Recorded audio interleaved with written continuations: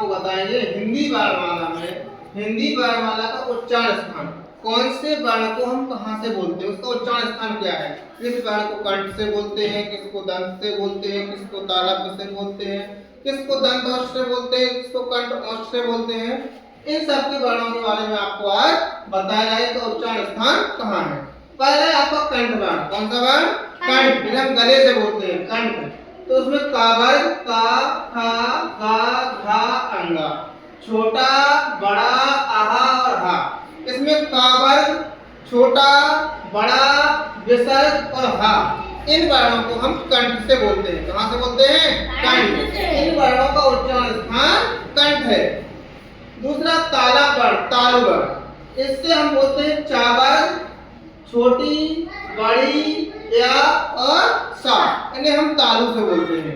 चा, छा, जा, झा, या, छोटी, बड़ी, या, सा, इन वर्णों को हम कहते हैं तालव्य वर्ण। ऐसे वर्ण जो तालु से बोले जाते हैं, जिनका उच्चारण स्थान तालु। अब आते हैं मूर्धन्य वर्ण। कौन से वर्ण? मूर्धन्य वर्ण।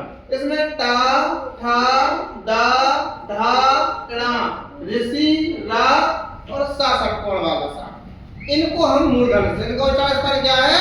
मूर्धन्य। टावर, ऋषि, रा और सा, इनका उच्चारण स्थान है मूर्धन्य। अब आते हैं दंत वर्ण। ऐसे वर्ण जिनका उच्चारण में हम दांतों का प्रयोग करते हैं।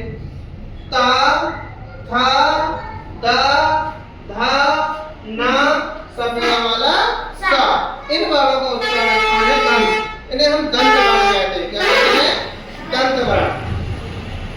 अब आते हैं ओष्ठ वर्ण। ऐसे वर्ण जिनको हम बोलते हैं तो हमारे ओंठ आपस में जुड़ते हैं।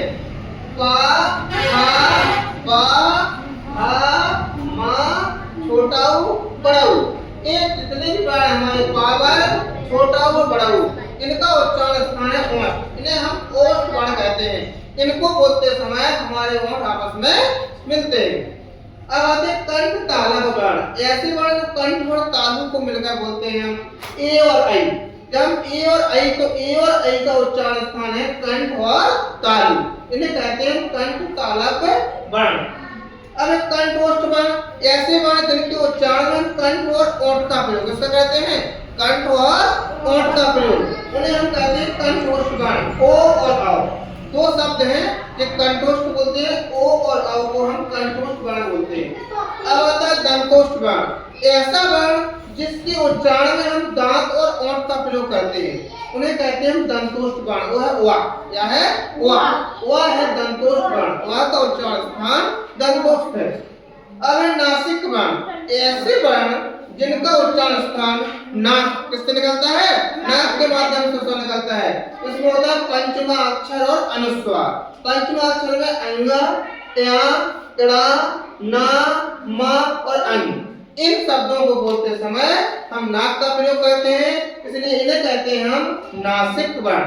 तो ये थे हिंदी वर्णमाला के वर्णों के उच्चारण स्थान। कौन से वर्ण को हम कहाँ से उच्चारण करते हैं, इसके बारे में आपको बताया है। इनको आपको याद करना है।